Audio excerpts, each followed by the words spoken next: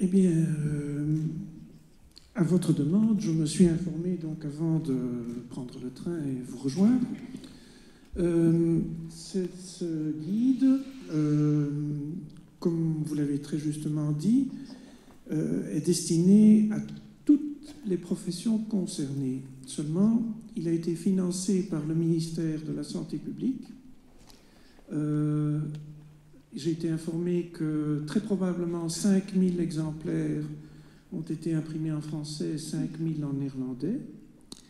Et selon mes informations, il a été distribué principalement aux personnes qui sont actives dans le domaine de la santé, c'est-à-dire non pas à des juristes ou à des enseignants.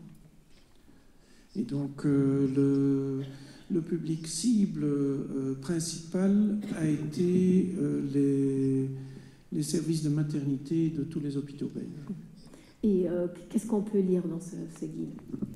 Des choses il apprend vraiment aux gynécologues de comment prendre en charge les femmes. Je crois en effet que dans un volume relativement concis, il y a donc un peu plus de 150 pages, vous trouvez ici un éventail de tous les problèmes auxquels peuvent être confrontés du personnel de santé, des enseignants, des juristes, des assistants sociaux, assistantes sociales et d'autres professions, la police également, les services politiques en matière d'octroi du droit de résidence et du statut de réfugié. Toutes ces informations sont contenues dans cet ouvrage.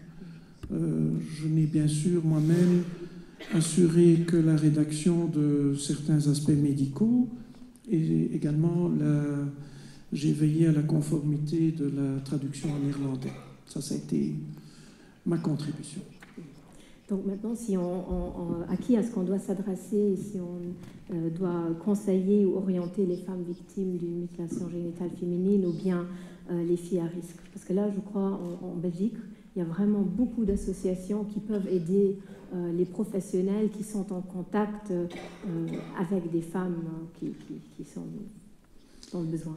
Historiquement, la première association qui a été créée est le GAMS, à l'image du GAMS français. Je vais expliquer ce que signifie l'acronyme GAMS, Groupe pour l'abolition des mutilations sexuelles. Il est entendu qu'il s'agit de mutilations sexuelles féminines.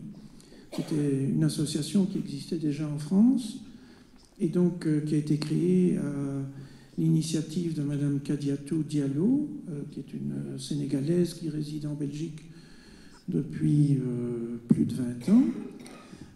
Et cette association visait à accueillir les femmes en état de détresse et à les orienter vers des personnes susceptibles de leur porter aide. Par exemple, référer vers des médecins en cas de problème de santé ou un désir de désinfibulation. Et c'est ainsi que moi, je suis entré en contact avec cette structure.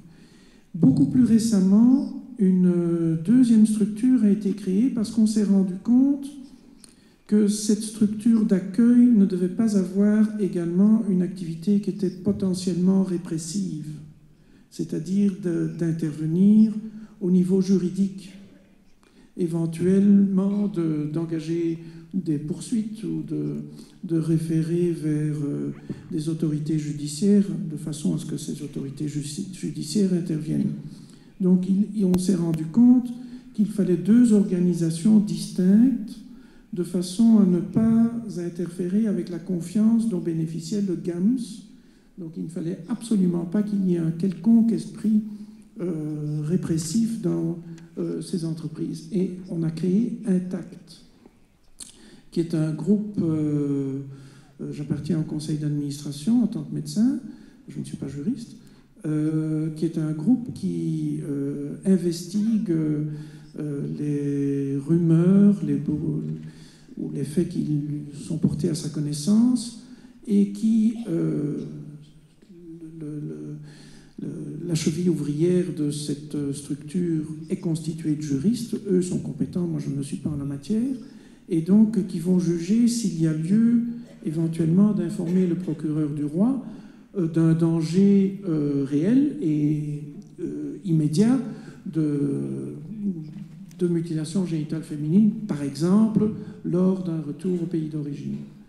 La loi prévoyant que le procureur du roi peut intervenir et donc interdire à cette famille de prendre l'enfant dans le pays d'origine et éventuellement, en cas de danger très réel, même au sein de la famille sur le territoire national, confier la garde de l'enfant à quelqu'un d'autre. Il y a une troisième structure, et puis j'en terminerai. Un des centres appartenant à la Fédération laïque de centres de planning familial, le centre Louise Michel à Liège, c'est extraordinairement investi dans la problématique des mutilations génitales féminines et fait un travail remarquable en matière d'information et d'accueil. Madame Conzimus, ici au Luxembourg, à qui est-ce qu'on peut s'adresser? Parce que de telles associations qui sont vraiment spécialisées dans les mutilations génitales féminines, il n'y en a pas. Oui, malheureusement, nous sommes vraiment à la traîne et je ne peux qu'admirer le travail qui a été fait en Belgique.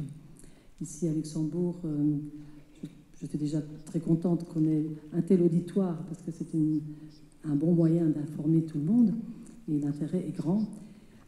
Jusqu'à présent, le sujet a été attaqué, je dirais, par le Conseil des femmes luxembourgeoises qui a fait un excellent travail d'information, une brochure qui est très bien faite et qui traite de toutes les violences aux femmes, donc non seulement maintenant les mutilations sexuelles, mais aussi les agressions, le viol et aussi la violence psychologique. Donc c'est un très vaste sujet. Mais si vraiment une personne maintenant est à risque d'avoir une mutilation sexuelle, je ne vois pas vraiment d'institution où elle pourrait aller, si ce n'est peut-être le planning familial qui va peut-être développer cela davantage à l'avenir. Mais je pense qu'il y a là un grand, grand besoin pour résoudre ces problèmes. Jusqu'à présent, les patientes s'adressent à leurs médecins, qui souvent sont dépourvus. Je voulais terminer cette table ronde avec une question sur les thérapies dont peuvent bénéficier les victimes. Monsieur Ami, vous avez souvent cité la désinfibulation. Est-ce que vous pouvez juste encore une fois expliquer de quoi il s'agit? Et est-ce une des choses qu'on peut vraiment faire sur le plan physique pour aider les femmes?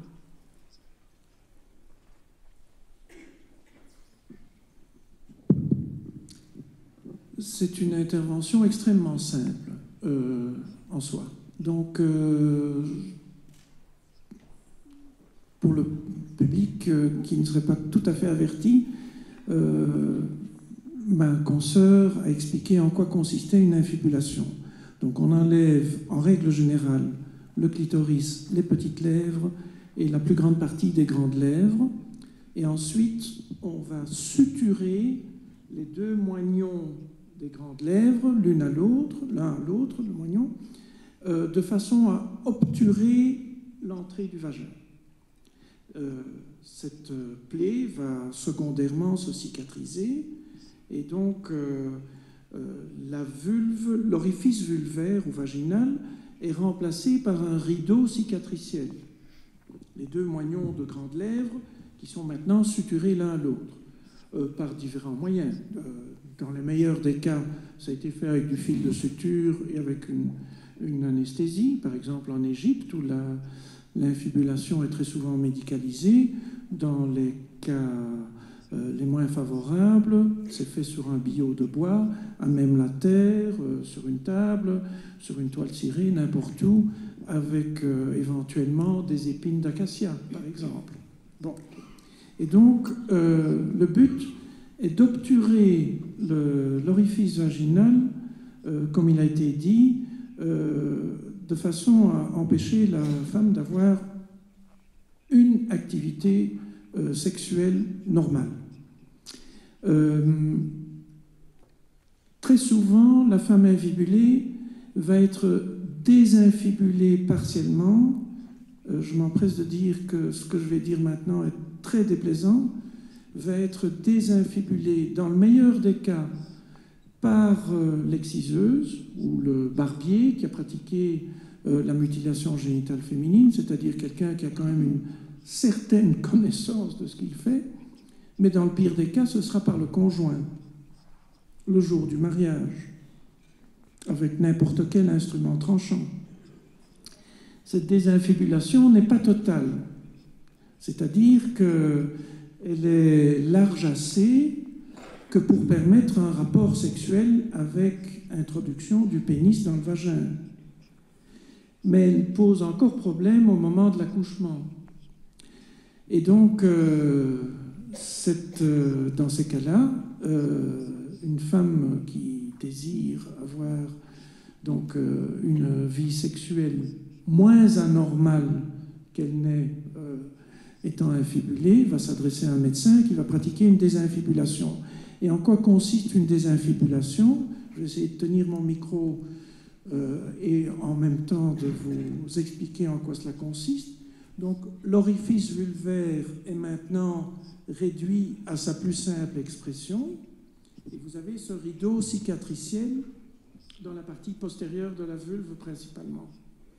Eh bien, donc, en général, si l'infibulation n'a pas été désinfibulée par le conjoint ou par l'exciseuse à la veille du mariage ou au moment du mariage, et qu'il s'agit d'une infibulation encore totale, donc intacte, vous avez à l'avant un tout petit orifice et à l'arrière de ce rideau cicatriciel, très souvent un deuxième tout petit orifice.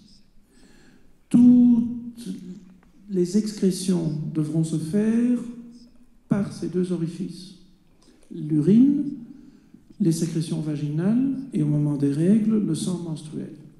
Et donc, une désinfibulation consiste au départ du petit orifice postérieur, d'inciser sur la ligne de suture le rideau cicatriciel, de façon à ce que les deux moignons de grandes lèvres soient maintenant séparés. On place quelques sutures hémostatiques et l'infibulation est terminée. D'accord. Je suis complètement surprise. Je ne pensais pas que vous alliez aller autant dans le détail. Merci pour la réponse quand même. J'ai commencé à suer sur mon siège ici, mon fauteuil, mais ça va. Merci pour cette explication. On est à la fin de cette table ronde et je voulais vous demander à chacun de vous de terminer avec une conclusion, une suggestion, un conseil, une prière, une chanson, comme vous le souhaitez. Madame Sanogo. En tout cas, moi j'ai un cri d'alarme, toujours par rapport à la sensibilisation, et que cette atrocité cesse uniquement, parce qu'on ne peut pas dire mieux, que ça cesse, vraiment. Je vous remercie.